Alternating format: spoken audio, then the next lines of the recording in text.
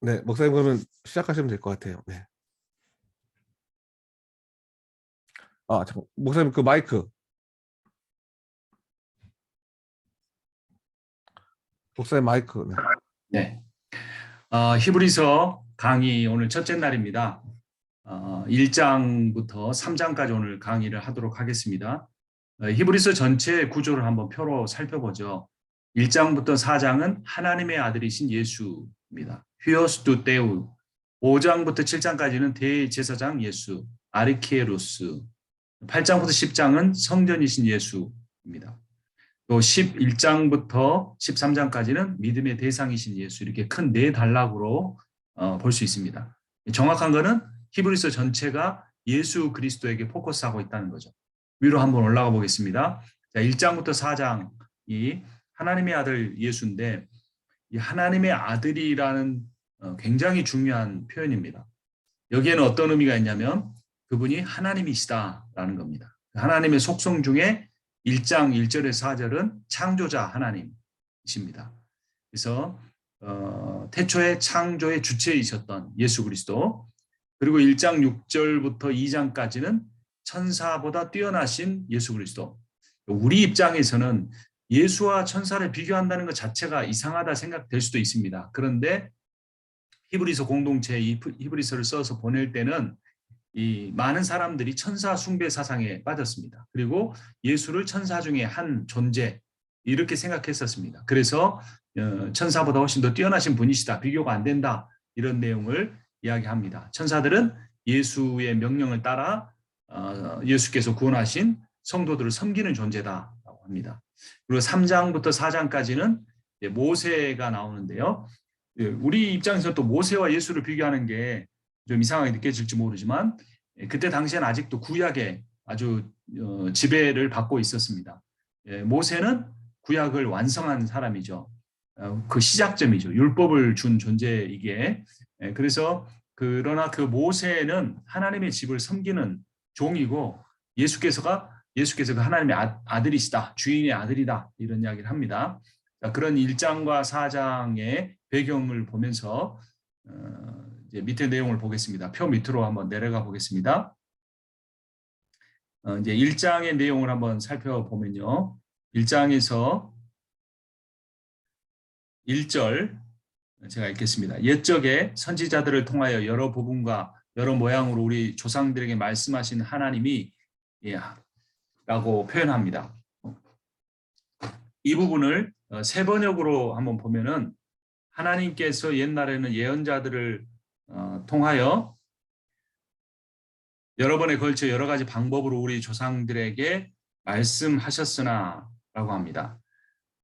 그러니까 여기 빨간 글씨로 뭐라고 되어 있습니까? 하나님께서 말씀하셨다 라는 내용이 나와 있죠. 하나님께서 말씀하셨다.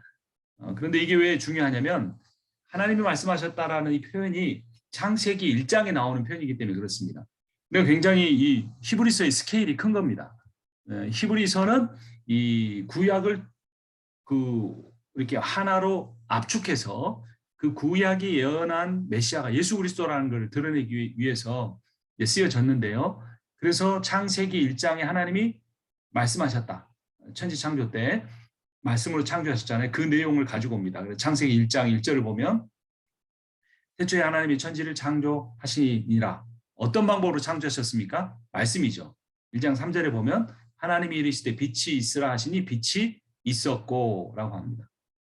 이 내용은 요한복음 1장을 떠오르기도 합니다. 창세기가 구약의 핵심이라면 요한복음은 신약의 핵심이죠. 3절에 만물이 그로 말미암아 지은 바 되었으니 지은 것이 하나도 그가 없이는 된 것이 없느니라. 이게 이제 1장 2절과 연결이 됩니다. 요한복음 1장 3절이 히브리서 1장 2절과 연결이 되는데, 그래서 창세기 1장과 관련된 표현은 히브리서 1장 1절에서 옛적에라는 겁니다. 옛적에. 그러니까 이 창세기 1장 1절은 옛적의 이야기고, 그리고 또 이 모든 날 마지막에는, 요 밑에 지금 있어서 안 보이지만 2절에 이 모든 날 마지막에는이라는 표현이 있습니다. 그래서 그 두 가지를 이제 대조를 하는 거예요. 원래 그 표 자리로 올라가 보면은, 목사님 이거 인쇄 레이아웃 해제해 주시죠. 그래서 태초 예적, 즉 태초와 이 모든 날 마지막 종말을 한꺼번에 보는 겁니다. 그래서 그 모든 것을 아우르는 분이 누구냐? 바로 예수 그리스도다. 근데 어떻게 해서 예수 그리스도가 그것을 아우르는 분인 줄 알 수 있느냐? 말씀하시는 분이라는 겁니다. 말씀으로 하나님이 천지 창조하셨는데 그 말씀이 바로 예수 그리스도시다. 요한복음으로도 연결이 돼서, 그런데 그 예수 그리스도께서 모든 날 마지막에 종말에도 이제 이 세상의 구원자로 나타나실 것이다. 이런 말씀을 하는 겁니다. 그래서 2장 이제 1장 2절 보면 이 모든 날 마지막에는 아들을 통하여 우리에게 말씀하셨으니 이 아들을 만유의 상속자로 세우시고 또 그로 말미암아 모든 세계를 지으셨느니라. 앞서 말씀드린 1절에서는 창세기, 2절에서는 요한복음 연결해서 예수 그리스도를 연결점으로 제시하는 게 히브리서 기사 1장 1, 2절에서 말하는 아주 탁월한 신학적 신구약을 아우르는 신학적 안목이 있다는 걸 알 수 있습니다. 그래서 예수 그리스도는 말씀이라는 겁니다. 그 말씀이 어떤 분인가? 천지를 창조하신 전지적 능력이고 전지전능한 능력이고 또 인격적 실체다라는 거예요. 창세기에서는 능력이죠. 창조의 능력. 근데 요한복음에서는 그것만 아니라 이 세상을 구원하러 인간이 되신 하나님의 아들, 인격적 실체. 그래서 그 두 가지를 아우르는 게 이 신구약 성경의 핵심이고 그 핵심이 말씀이고 그 말씀이 예수 그리스도다. 이거를 선언을 하는 겁니다. 그래서 1장 1절과 2절이 매우 중요하죠. 자, 그러면 아들이라는 말이 어떤 의미인가인데요. 구약 성경, 신약 성경에서 나오는데 아들이라는 표현이 나오면 그건 무조건 성별이 아니에요. 그건 상속자라는 의미입니다. 상속자. 그래서 하나님의 아들이란 말은 뭐냐면 하나님의 상속자, 즉 하나님의 명예와 영광과 능력과 그 모든 것을 주권을 다 물려받는 존재가 누구냐? 바로 아들이다라는 표현이에요. 요즘 시대 같으면 아마 딸이라고 요즘 성경이 기록됐으면 딸이라고 해야 될 것 같아요. 요즘 이제 아들이 별로 인기가 없잖아요. 근데 그때는 뭐 얼마 전만 해도 아들이었으니까. 그래서 그 아들이 상속자고 또 창조자인데 좀 더 정확히 말하면 창조 대행자다. 그 삼위일체 하나님의 윗기업 위아래가 없지만 역할에 있어서는 하나님이 계획하시고 그 아들이 순종해서 하는 그런 대행하는 모습으로 보입니다. 이 아들이 헬라어로 휘오스인데요. 관사가 없습니다. 관사가 없다는 말은 고유명사 할 때 관사가 없잖아요. son 해야지. 그냥 son 하면 안 되는데 그냥 son이라고 나온 거예요. 그 관사가 없이 사용된 거는 개체성, 단수 복수냐는 그 개체성보다 그 지위를 강조하는 겁니다. 그러니까 이 아들은 아들인데 이 아들이 휘오스는 어떤 아들이면 하나님의 아들이라는 거예요. 그러니까 유일성인 거죠. 유일성이고 그 아들이란 말이 앞서 설명드린 것처럼 상속자이기 때문에 지위를 강조하기 위해서 그 관사를 없애버렸습니다. 자, 그분이 히브리서 3장 8절에서 어떻게 묘사가 되냐면 그리스도는 하나님의 집을 맡은 아들로서 그와 같이 하셨으니 우리가 소망의 확신과 자랑을 끝까지 굳게 잡고 있으면 우리는 그의 집이라. 그래서 집이라는 표현이 굉장히 중요한데요. 지어진 존재입니다. 예수께서 우리를 지으셨는데 이 집에는 뒤에 가서 보겠지만 자연 만물, 피조 세계, 창조 세계라는 의미가 있고 또 성전이라는 의미도 갖고 있습니다. 그래서 하나님의 집은 성전을 말하겠죠. 그것을 맡은, 그것을 주관하는 아들이 바로 그리스도다라는 겁니다. 그리고 이 히오스에는 기독론적인 의미가 있는데요. 하나님의 아들이라는 표현은 결국 하나님이라는 뜻입니다. 요한복음 3장 16절 누구나 다 알죠. 하나님이 세상을 이처럼 사랑하사 독생자를 주셨으니 이는 저를 믿는 자마다 멸망치 않고 영생을 얻게 하려 하심이라. 여기서 독생자라는 말을 the only one son이라고 하죠. 그러니까 이게 외아들이라는 의미예요. 번역이. 근데 헬라어는 그런 의미가 아닙니다. 헬라어로는 휴오스 모노게네스예요. 휴오스는 아들이죠. 모노게네스는 종류라는 겁니다. 종류. 근데 모노가 붙었기 때문에 게네스가 종류인데 모노가 붙었으니까 하나라는 거죠. 스테로가 아니라 모노 하나. 그래서 한 가지 종류인 아들이라는 거예요. 유일한 종류의 아들. 이걸 굳이 한자로 번역을 하면 독생자가 아니라 독종자다. 띄어쓰기를 잘해야 되면 독종자. 종류가 하나밖에 없는 아들인 그 무슨 말이냐? 이 세상의 모든 아들은 인간의 아들인데 이분만큼은 하나님의 아들이다 이 말입니다. 그래서 독생자라는 말 안에 하나님이라는 의미가 담겨 있어요. 그래서 기독론적 의미가 이 아들이라는 단어의 표현이 되어 있습니다. 그래서 결론적으로 하나밖에 없는 아들이 아니라 인간이 아닌 하나님의 아들이고 이런 아들은 유일무이하다. 하나님이시다라는 의미를 갖고 있습니다. 그리고 이 아들이 상속자라는 의미를 갖고 있었다 그랬죠. 이 상속자, 그 상속받는 자라고 1장 2절에도 표현이 됐는데요. 그래서 아들은 앞서 말씀드린 것처럼 성별이 아닌 지위 상속자라는 의미인데 우리가 잘 아는 누가복음 15장이 복음을 잘 요약해주고 있죠. 탕부가 있고 탕자가 있는데 사실은 탕자의 비유가 아니고 탕부의 비유라고 해야 돼요. 왜냐하면 탕자가 주인공이 아니에요. 그 아버지가 주인공입니다. 그 아버지가 아들에게 모든 것을 물려주고 또 그 아들이 배신하고 떠났지만 그 아들이 돌아올 때 그 아들을 다시 맞아주는 아버지. 그리고 그 아들이 아직도 상거가 먼데 기다리다가 아들이 오자마자 뛰어갔던 거는 그 아들이 돌아왔을 때 그 기업을 팔아버리고 이방 땅에 가서 살다 온 아들이 율법에 의해 돌에 맞아 죽을 수 있기 때문에 그 아들을 위하여 그 아들이 혹시 돌에 맞을까 봐 뛰어가 그 아들을 안으려고 늘 그 자리에서 지키고 있었던 거죠. 이게 복음입니다. 그래서 탕자라는 말은 물질의 해픈 아들이라는 의미죠. 근데 탕부는 사랑의 해픈 아버지라는 의미입니다.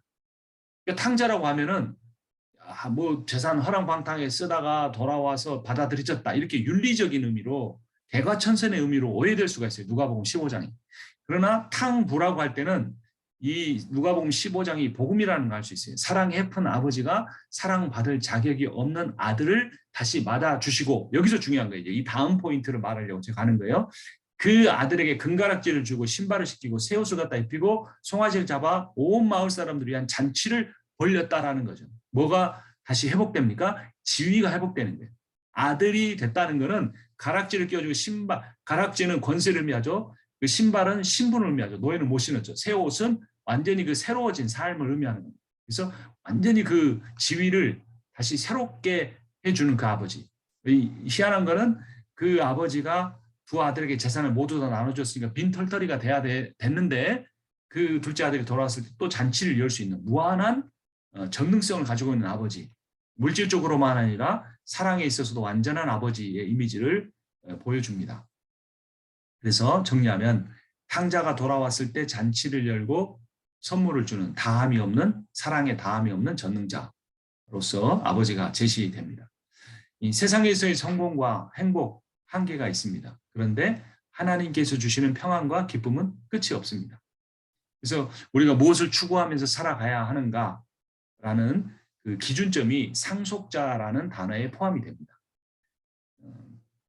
그 이번에 보면요. 상속자 예수와 함께 죽음으로써 예수와 함께 하나님의 상속자가 된다. 이게 복음입니다. 요한복음 1장 12절에 보면 영접하는 자, 곧 그 이름을 믿는 자들에게는 하나님의 자녀가 되는 권세를 주셨으니 뭐가 됩니까? 하나님의 자녀. 근데 하나님의 자녀가 왜 권세일까요? 여러분 한번 심각하게 생각한 적 있습니까? 하나님의 자녀가 되는 게 왜 권세인가? 엑수시아잖아요. 그러니까 이 자녀라는 말에 뭐가 있기 때문에 그렇다는 거예요? 상속자가 있기 때문에. 상속자라는 하나님의 전능하심, 전지하심, 하나님의 능력, 권세 이게 다 포함되어 있기 때문에 하나님의 자녀가 된다는 건 당연히 권세가 되는 거예요. 그런데 그 권세는 그냥 믿는 게 아니라 영접을 해야 되는 거죠. 관계가 형성되는 거예요. 그분을 아버지로, 그분을 왕으로, 그분을 주인으로 받아들이는 관계를 형성할 때 내가 그분의 자녀가 되고 그것이 권세가 됩니다. 근데 이 권세가 단지 우리가 천국에 가는 그런 권세만인가? 그렇지 않습니다. 로마서 8장 32절을 보면 자기 아들을 아끼지 아니하시고 우리 모든 사람을 위하여 내주신 이가 어찌 그 아들과 함께 모든 것을 우리에게 주시지 아니하겠느냐. 하나님의 자녀가 되는 권세, 아들을 희생시킴으로 권세를 주셨는데 그게 다가 아니라는 거죠. 그 아들을 주신 정도의 사랑이라면 우리가 인생을 살아가는데 필요한 모든 것을 채워주실 수 있다는 겁니다. 우리가 목회하는데 필요한 모든 것을 채워주실 수 있다는 겁니다. 그럼 우리가 반문할 수 있죠. 하나님, 저는 제가 원하는 걸 다 체험받지 못했습니다. 너무나 오랜 세월 동안 기다리고 있습니다. 라고 생각할지 모릅니다. 그런데 하나님의 주심에는 항상 중요한 포인트가 있죠. 그 뭡니까? 때입니다. 때. 하나님의 때. 예수 그리스도가 이 땅에 오신 그 복음으로 이 땅에 오신 것을 갈라디아서가 그 어떻게 멋있게 표현합니까?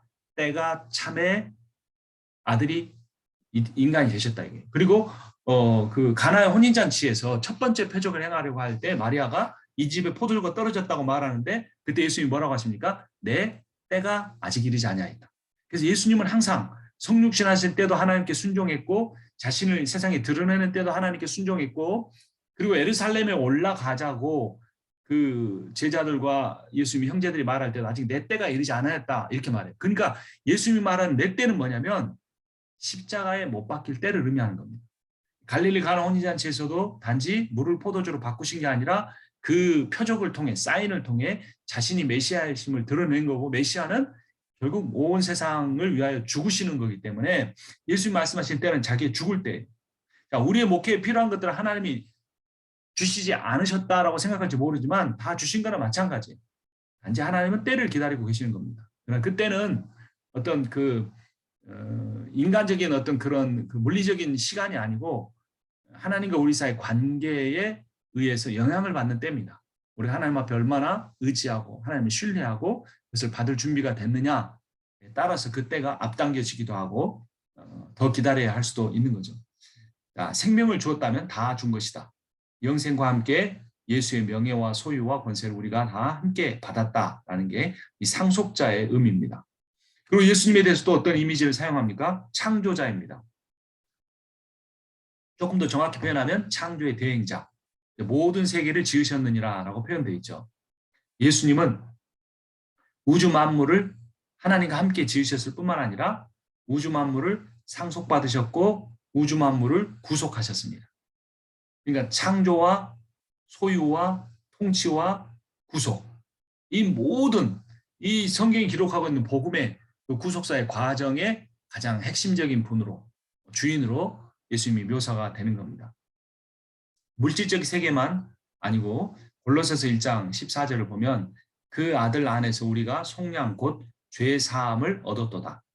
16절 만물이 그에게서 창조되되 하늘과 땅에서 보이는 것들과 보이지 않는 것들과 혹은 왕권들이나 주권들이나 통치자들이나 권세들이나 만물이 다 그로 말미암고 그를 위하여 창조되었고 그래서 죄를 사시는 구속자의 역할, 창조자의 역할을 다 하고 계십니다. 이 창조와 관련해서는 그 삼위일체적 창조가 있고 이일체론적 창조론이 있는데요. 삼위일체론적 창조론은 창세기 1장에서 볼 수 있습니다. 하나님이 계획하시고 성령이 준비하시고 성자가 실행을 하십니다. 창세기 1장 1절에 보면 태초에 하나님이 천지를 창조하시니라. 이건 성부 하나님이 계획하신 거죠. 총괄적으로 하나님이 하셨다는 거죠. 이제 땅이 혼돈하고 공허하며 흑암이 깊은 위에 있고 하나님의 영은 즉 성령은 수면 위에 운행하시니라. 이 운행하다는 말이 암탉이 달걀을 품고 병아리로 태어나기 위해서 품고 있는 상태 이거를 운행한다라고 히브리어로 표현합니다. 이게 성령이 이 무질서하고 비어있는 공간을 품으시고 창조를 준비하는 거죠. 3절에 하나님이 이르시되 빛이 있으라 하시니 빛이 있었고 이르시되 말씀이죠. 아까 요한복음 1장에서 본 것처럼 예수 그리스도가 없이는 창조된 게 없는데 그분이 말씀이시기 때문에 이 하나님의 말씀하실 때 예수께서 창조의 대행자로 빛을 만드시고 또 우주 만물을 만드셨죠. 또 이일체론적 창조의 강조도 있습니다. 대표적으로 고린도전서 8장 6절을 보면 그러나 우리에게는 한 하나님 곧 아버지가 계시니 만물이 그에게서 났고 우리도 그를 위하여 있고 또한 한 주 예수 그리스도께서 계시니 만물이 그로 말미암고 우리도 그로 말미암아 있느니라. 그래서 여기는 성부 하나님과 성자 하나님만 이렇게 표현이 됐죠. 그래서 모든 만물 하나님에부터 나왔다 이 표현을 한 다음에 또 모든 만물이 예수 그리스도 성자로부터 나왔다 이 말을 하는 게 두 개가 중복이 되면서 결국 이 일체론적 두 위격이나 한 분 하나님으로서 창조하셨다 이 사실이 강조됩니다. 그래서 이 창조자 사실 히브리서의 전체적인 소재는 그 제사죠. 제사니까 제사는 구원과 관련이 있는 거잖아요. 근데 그 구원이란 결국 다르게 표현하면 새 창조 또는 재창조입니다. 창조된 세계가 타락했기 때문에 그것을 다시 새롭게 하는 것, 이것이 구원이에요. 그래서 이 히브리서는 대부분 구원, 제사의 완성, 구원받고 회복되는 장소인 성전의 완성을 이야기하지만 이 앞부분에서는 창조자로서의 예수 그리스도도 강조하는 겁니다. 그래서 결국 창조와 구원이 창조와 재창조로서 서로 연결된다는 신학적 관점을 히브리서가 우리에게 잘 가르쳐 줍니다. 자, 그리고 이제 2절에서 이 히브리서를 누구에게 썼느냐? 우리에게라고 표현됐습니다. 그러니까 이거는 대명사이기 때문에 우리가 누군지 알 수가 없죠. 그래서 히브리서의 저자도 그렇고 수신자도 그렇고 우리가 잘 알기가 어렵습니다. 그래서 정확하게 알 수는 없지만 유대인 그리스도인일 가능성이 많아요. 왜 그럴까요? 히브리서는 대부분의 내용이 구약을 포함하고 있어요. 대제사장에 관한 거나 성전에 관한 것이나 또 모세라든가 거의 한 70% 가까이가 구약에 관한 거예요. 그럼 구약을 누가 알 수 있겠습니까? 이방인이 알 수 없죠. 유대인이고 유대인으로서 회심한 그리스도인이 복음에 대해서 강조하게 쓴 책이죠. 구약의 성소와 제사에 대한 구약 성경에 관한 풍부한 지식을 인용하고 있어요. 그리고 굉장히 고급 헬라어가 사용됐어요. 70인경이 인용됐어요. 그걸 보면은 아마도 유대인 중에 디아스포라 된 유대인인데 그가 예수를 믿고 복음을 이해하고 난 뒤에 이 편지를 썼을 것이라고 생각할 수 있습니다. 그리고 이 편지를 받는 대상은 누구였을까? 이 한 지역의 한 도시에 흩어져 있는 여러 가정교회들이었을 겁니다. 그 신약성경 우리가 잘 아는 것처럼 가정교회들이 모여 있었습니다.